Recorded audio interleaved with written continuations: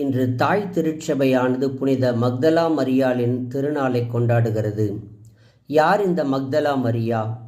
புதிய ஏற்பாட்டில் சொல்லப்படும் பெண்களுள் மிகவும் முக்கியமானவர். இயேசுவின் உன்னத சீடரும் ஆவார். கலிலேயா கடற்கரை பகுதியில் உள்ள மீனவ கிராமத்தை சேர்ந்தவர்தான் மக்தலா மரியா. இயேசுவின் பணிக்காலத்தில் இயேசுவை பின்தொடர்ந்த பெண்களுள் இவரும் ஒருவர்.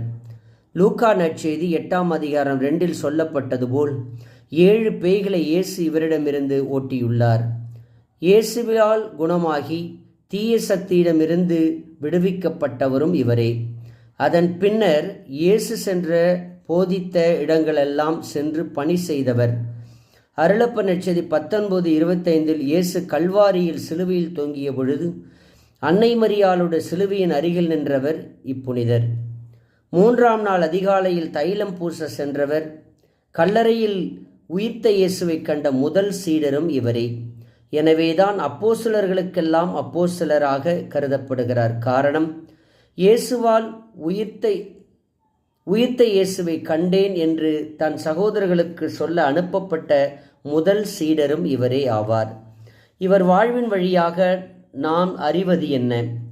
கடந்த கால வாழ்வு எப்படிப்பட்டதாக இருந்தாலும் இயேசுவை கண்டதும் அறிந்த பின் அவர் மீண்டும் தன் பழைய வாழ்வுக்கு திரும்பவே இல்லை.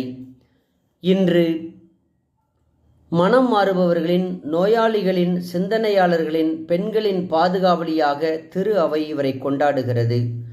இன்று இந்த புனிதரின் விழா நமக்கு சொல்லும் செய்தி என்ன? சக்கேயு இயேசுவை சந்தித்தார். பிறகு மீண்டும் பாவ வழிக்கு அவர் செல்லவே இல்லை. மத்தேயு இயேசுவை சந்தித்தார்.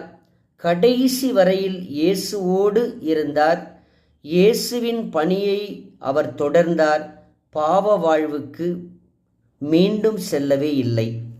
சின்னப்பர் இயேசுவை சந்தித்தார். அதன் பின்பு பாவ வழிக்கு அவர் ஒருபொழுதும் செல்லவே இல்லை. ஒவ்வொரு நாளும் இயேசுவை சந்திக்கிறோம், சிந்திக்கிறோம், அவரது உடலையும் உதிரத்தையும் உட்கொள்ளுகிறோம். அதன் பலன் கிடைக்க வேண்டுமென்றால் திரும்ப பழைய வாழ்வுக்கு செல்லுவதை தவிர்த்தால் மட்டுமே இயேசுவின் திருவுடல் திரு இரத்தம் நமக்கு பலன் தரும். திரும்ப திரும்ப பழைய வாழ்வுக்கு சென்றோமே என்றால் இந்த திருவிழாவை கொண்டாடுவதில் அர்த்தம் இல்லை. நாம் இத்திருவிழாவை கொண்டாட தகுதியுள்ளவர்கள் என்றால் பழைய பாவ வழியை விட்டு மீண்டும் புதிய வாழ்வுக்கு திரும்புவோம். ஆமேன்.